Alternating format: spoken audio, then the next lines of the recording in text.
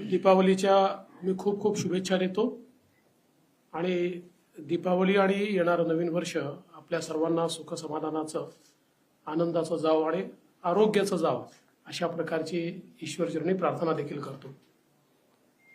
आज अतिशय आनंदाची गोष्ट आहे की रवी राजा यांच्यासारखा एक मातब्बर नेता, ज्यांनी महानगरपालिकेमध्ये काँग्रेसचे नेते म्हणून महानगरपालिका गाजवली, मावळत्या महानगरपालिकेचे विरोधी पक्ष नेते म्हणून एक प्रचंड आक्रमक अशा प्रकारची भूमिका ही रविराजांनी मांडली। 5 टर्म सातत्याने रविराजा हे महानगरपालिकेमध्ये निवडून आले आणि आशिषजींनी उल्लेख केला तसा एक विक्रम हा त्यांच्या नावाने हा देखील आहे की 23 वर्ष बेस्टचे सदस्य म्हणून त्यांनी काम केलं आणि बेस्टच्या संदर्भात मुंबई महानगरपालिकेत अथॉरिटी म्हणून रवी राजा यांच्याकडे बघितलं जातं। प्रचंड मोठा जनसंपर्क आहे आणि एक मोठा कनेक्ट काँग्रेस पक्षातल्याही इतर नेत्यांसोबत त्यांचा आहे, ज्याचा येत्या काळामध्ये निश्चितपणे आम्हाला फायदा होईल। त्यांच्यासोबत अनेक नेत्यांनी प्रवेश केलेला आहे, त्या सगळ्यांचं मी स्वागत करतो आणि मला अपेक्षा आहे की रवी राजा यांच्या अनुभवाचा फायदा हा भारतीय जनता पक्षाला मिळेल। त्यांच्या माध्यमातून अनेक लोक आता संपर्कात येत आहेत। पुढच्या काळामध्ये काँग्रेसची काही प्रमुख मंडळी ही त्यांच्या संपर्कातून भारतीय जनता पक्षामध्ये प्रवेश करतील अशा प्रकारची या ठिकाणी परिस्थिती आहे। ती नावं आज मला विचारू नका, ज्यावेळेस त्यांचा प्रवेश होईल तेव्हाच मी सांगेन। पण मला असं वाटतं की ज्या लोकांनी महानगरपालिकेत आणि शहरामध्ये काँग्रेस टिकवून ठेवली त्यापैकी एक असलेले रवी राजा हे आमच्याकडे आल्यामुळे निश्चित आम्हाला त्याचा एक मोठा फायदा होईल आणि अर्थातच त्यांचं कार्यक्षेत्र हे मोठं आहे, पण सायन कोळीवाडा एक मेजर त्यांचं क्षेत्र आहे, त्यामुळे तिथेही आमच्या उमेदवारांना तमिल सेल्वनजींना निवडून येण्याकरता एक मोठा हातभार त्यांचा लागेल। यासोबत बाबू दरेकरजी जे उपविभाग प्रमुख आहेत ते या ठिकाणी उबाठा सेनेतून भारतीय जनता पक्षामध्ये त्यांनी देखील प्रवेश केला आहे आणि निश्चित त्यांच्या प्रवेशामुळे घाटकोपरमध्ये आमच्या भारतीय जनता पक्षाला ताकद मिळेल, आमच्या उमेदवारांना त्याचा फायदा मिळेल। त्यांचंही मी मनापासून स्वागत करतो। येत्या काळामध्ये अनेक चांगले नेते हे भारतीय जनता पक्षामध्ये प्रवेश करताना आपल्याला दिसतील आणि एक प्रकारे जनतेच्या मनामध्ये आता विश्वास तयार व्हायला लागलेला आहे की पुन्हा एकदा महायुतीचंच सरकार हे सत्तेमध्ये येणार आहे आणि त्यामुळे एक सकारात्मकता महायुतीच्या संदर्भात ही आम्हाला देखील जनतेमध्ये पाहायला मिळते। आता आपल्याला कल्पना आहे की नामांकन पूर्ण झालेलं आहे। नामांकनानंतर काही ठिकाणी आमचे क्रॉस फॉर्म्स आले होते। काल त्या संदर्भात माननीय मुख्यमंत्री एकनाथराव शिंदेजींच्या घरी आमची बैठक झाली। त्या बैठकीमध्ये अजितदादाही होते, मी होतो, आमचे बावनकुळेजी, तटकरेजी, प्रफुल्लभाई सगळे आम्ही बसून जवळपास सगळे इश्यूज आम्ही संपवलेले आहेत। त्यामुळे आता त्या संदर्भातले कुठलेच इश्यू आमचे शिल्लक नाही। त्याचं प्रत्यंतर तुम्हाला आज आणि उद्यामध्ये दिसेल आणि जे परत घेतले पाहिजे असे क्रॉस फॉर्म्स सगळे परत होतील। आता आमचा प्रयत्न असा आहे की काही ठिकाणी क्रॉस बंडखोरी आहे, म्हणजे एकमेकाच्या उमेदवारासमोर लोक उभे झालेले आहेत, त्याही संदर्भात आम्ही एक नीती त्याची तयार केलेली आहे आणि तिन्ही पक्ष मिळून अशा प्रकारे ज्यांनी त्या ठिकाणी तिकीट नसताना उमेदवारी भरली आहे त्यांना परत घेण्याचा प्रयत्न आमचा असणार आहे। पक्षांतर्गतही काही ठिकाणी अशा प्रकारचे आमचे कार्यकर्ते उभे झालेले आहेत, त्यांना विश्वासात घेऊन आणि योग्य प्रकारे त्यांच्याशी चर्चा करून त्यांनाही परत घ्यायला कसं लावायचं असा आमचा प्रयत्न असेल. कालच्या एकूणच जे काही आता उमेदवारी अर्ज परवा जे सगळे पूर्ण झाले त्याच्यामध्ये आणि काल स्क्रुटिनीनंतर आम्हाला अपेक्षित असे सगळे अर्ज वैध झालेले आहेत. त्यामुळे आता मला असं वाटतं की दिवाळी 2 दिवस आहे, त्यानंतर साधारण 4-5 तारखेनंतर जोराने प्रचार सुरू होईल. त्याच्याकरता पूर्ण तयारीत आम्ही आहोत आणि अशा वेळी चांगली लोक भारतीय जनता पक्षात प्रवेश करतायत. मी त्यांचं सर्वांचं मनापासून स्वागत करतो.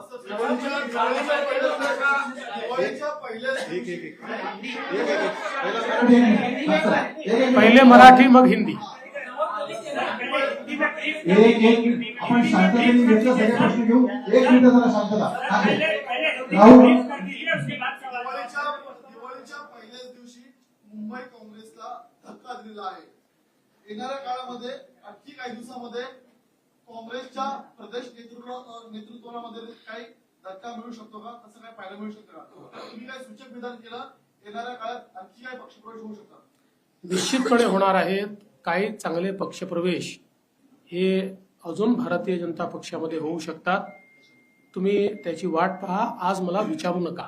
पक्षातील काही लोकांनी अपक्ष म्हणून अर्ज भरलेला आहे. त्यामध्ये गोपाळ शेट्टी काही जागा नाही, आमचा निश्चितपणे प्रयत्न आहे. बघा, शेवटी गोपाळ शेट्टी हे भारतीय जनता पक्षाचे एक अतिशय प्रामाणिक अशा प्रकारचे सैनिक राहिले आहेत. ते अनेक वेळा आग्रही असतात, पण शेवटी पक्षशिस्त ते मान्य करतात. त्यामुळे आमचा हा प्रयत्न असेल की सगळी परिस्थिती त्यांना समजून सांगावी आणि त्यांनी नेहमी जी भूमिका घेतली आहे भारतीय जनता पक्षाच्या मागे उभं राहण्याची, तीच भूमिका त्यांनी घ्यावी अशा प्रकारचा आमचा प्रयत्न असेल.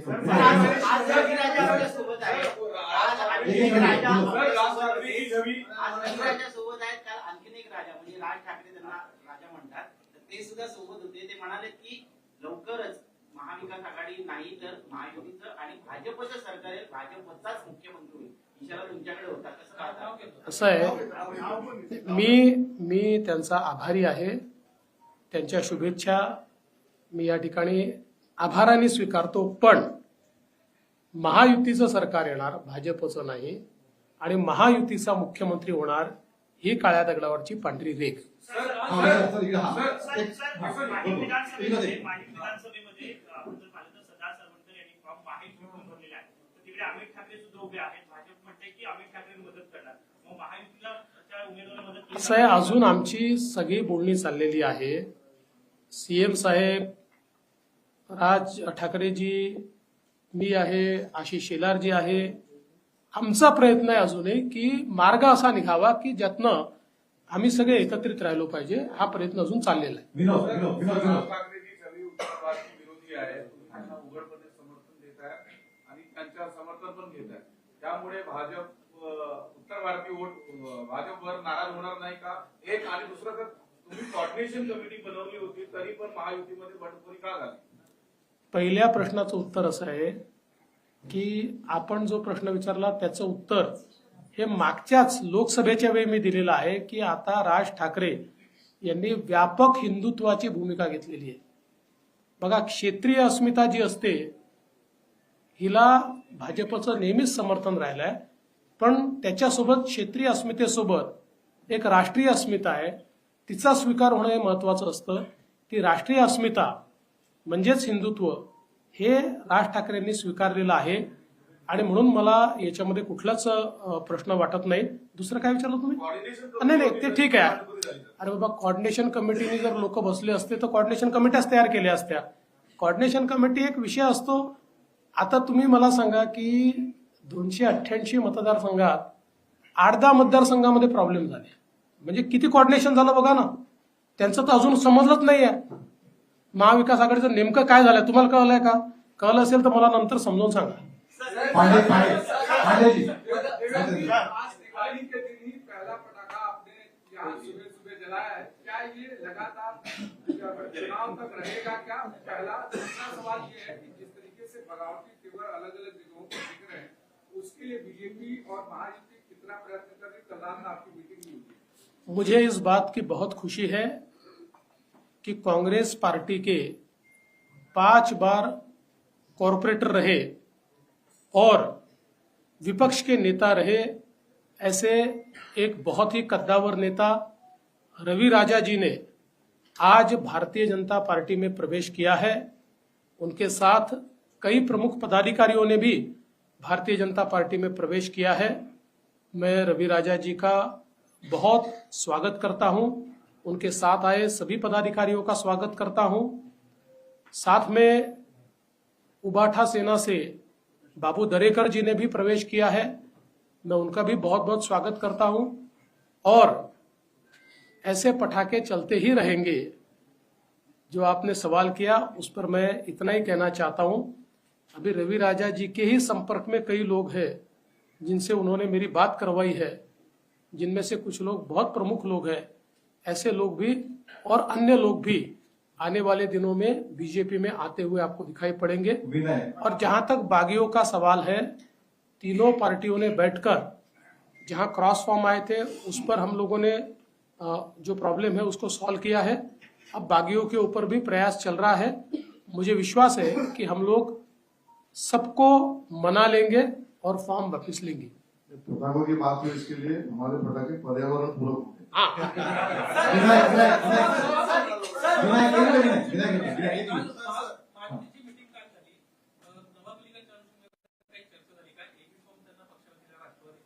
मला असं वाटतं याच्यावरची अधिकृत भूमिका आशिष शेलारांनी काल मांडली, त्याच्यानंतर मी देखील ती भूमिका अधिकृत आहे हे सांगितलेलं आहे। त्यामुळे आता याच्यावर पुन्हा पुन्हा चर्चा करून काही फायदा नाही।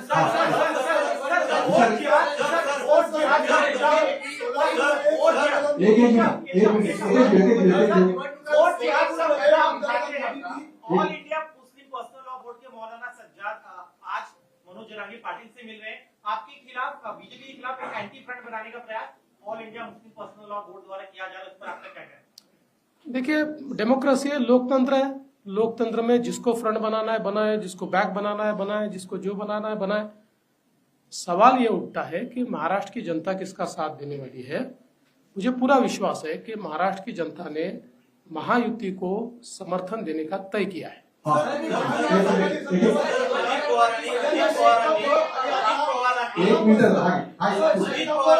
अजित पवारांनी तासगावमध्ये फार मोठं वक्तव्य केलं। कथित सिंचन घोटाळ्या प्रकरणी त्यांनी आर पाटील यांनी माझा केसाने गळा कापला असं वक्तव्य केलं। मोठा गौप्यस्फोट आहे, ती फाईल तुमच्याकडे आली होती काय? असं आहे, या संदर्भात मी कालच सांगितलेलं आहे आणि ही फाईल कुठली गोपनीय फाईल नाही, माहितीच्या अधिकारात देता येते अशा प्रकारची फाईल आहे। त्यामुळे तुम्हाला काय इंटरेस्ट असेल तर तुम्ही देखील मागून घ्या, पण आता वारंवार तो प्रश्न कशाला। आता आर पाटील हे हयातीत नाहीत, त्यामुळे त्याच्यावर फार बोलणं योग्य नाही। मला असं वाटतं त्या संदर्भात काल मी उत्तर दिलेलं आहे। कि भारतीय जनता पार्टी ने नवाब मलिक को अपने से अलग कर लिया था, एनसीपी ने भी अलग कर लिया था। निश्चित रूप से उनकी मुलाकातें होती थी, लेकिन जिस प्रकार से नवाब मलिक को कैंडिडेचर दिया गया है, आने वाले दिनों में सरकार बनती है तो क्या नवाब मलिक को आप सरकार में शामिल करेंगे? क्योंकि वो तो एनसीपी। अरे भाई, हम तो उनका प्रचार ही नहीं करने वाले, तो कहां से सरकार में शामिल करेंगे। हमने हमारी अधिकृत भूमिका कल बता दी है कि हम लोग उनका प्रचार नहीं करेंगे। उनके खिलाफ शिवसेना का उम्मीदवार है, उस उम्मीदवार का प्रचार भारतीय जनता पार्टी और शिवसेना करेगी। लेकिन नवाब मलिक के बेटी के खिलाफ, नवाब मलिक के बेटी के खिलाफ महायुति का कैंडिडेट क्यों? शिक्षक आहे, त्यांच्या पगारवाढीचा निर्णय घेण्यात आला होता, मात्र काही त्याच्यामध्ये त्रुटी आहे, ती पडताळणी करायची आहे, म्हणून या निर्णयाला ब्रेक दिली गेली आहे। काय नेमकी याच्यामध्ये सविस्तर माहिती? मला वाटत नाही असा कुठला ब्रेक दिला। आम्ही घेतलेल्या कुठल्याच निर्णयाला ब्रेक नाही। सुशांत आमचे निर्णय सुसाट असतात, ब्रेक लागतच नाही। आता शेवटचे दोन प्रश्न घेऊ। विधानसभा निवडणुकीसाठी भाजप जवळपास 100हून अधिक सभा घेत आहे, त्यामध्ये नरेंद्र मोदींच्या 8 ते 10 सभा आहेत। काय नेमकं नियोजन ठरलं? नाही, असं आहे की भारतीय जनता पार्टी आणि सगळेच पक्ष निवडणुकाच्या निमित्ताने सभा घेत असतात। आमची राष्ट्रीय पार्टी आमच्याकडे अतिशय पॉप्युलर अशा प्रकारचं नेतृत्व आहे, लोकांना हवं असं वाटणारं नेतृत्व आहे। त्यामुळे निश्चितपणे मोदीजी असतील, अमितभाई शाह असतील, नड्डाजी असतील किंवा आमचे मुख्यमंत्री असतील किंवा गडकरी साहेब असतील, असे जे राष्ट्रीय स्तराचे राजनाथ सिंगजी असतील, राष्ट्रीय स्तराचे नेते असतील किंवा आमचे मुख्यमंत्री असतील, आम्ही कोणाकोणाला बोलवणार आहे हे फार सोपं आहे. तुम्ही आमची 40 लोकांची स्टार प्रचारकांची यादी बघा. त्या यादीत ज्या त्या प्रत्येकाची आम्ही या ठिकाणी सभा करू. भांडेरी शेवटचा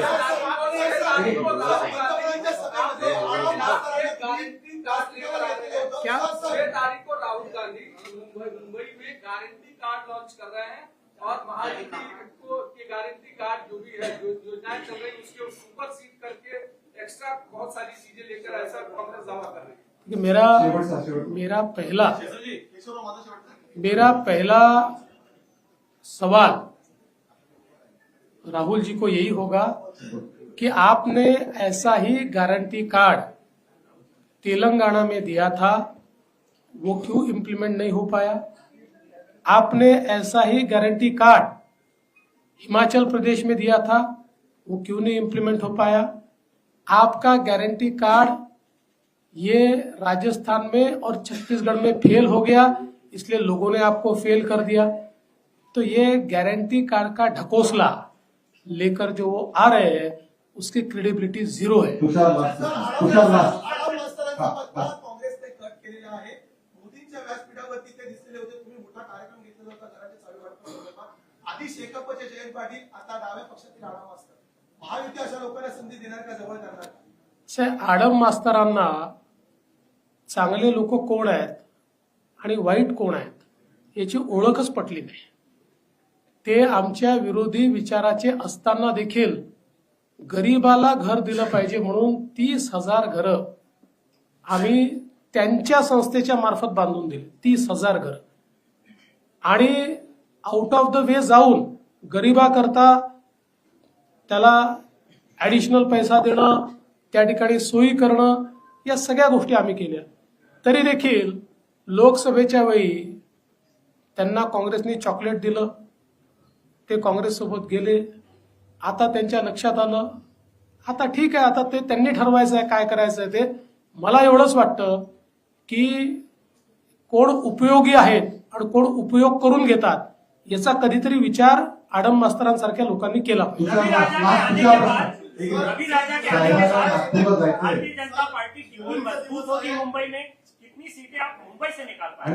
देखिए, बहुत मजबूत हमारी पार्टी मुंबई में होगी क्योंकि एक अनुभवी नेता हमारे पास आया है. विशेष रूप से उनका जो कार्य क्षेत्र है और उसमें भी सायन कोळीवाड़ा है कि जहां से एक प्रकार से वो अपना बड़ा वजूद रखते हैं.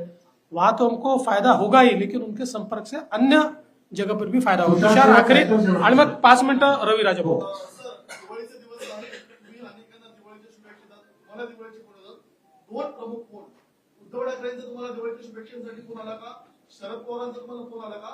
किंवा तुम्ही यांना दिवाळीच्या शुभेच्छा देणार आहात का? मला अजून फोन आला नाही, पण माझ्या जाहीरपणे त्यांना दिवाळीच्या शुभेच्छा आहेत. धन्यवाद.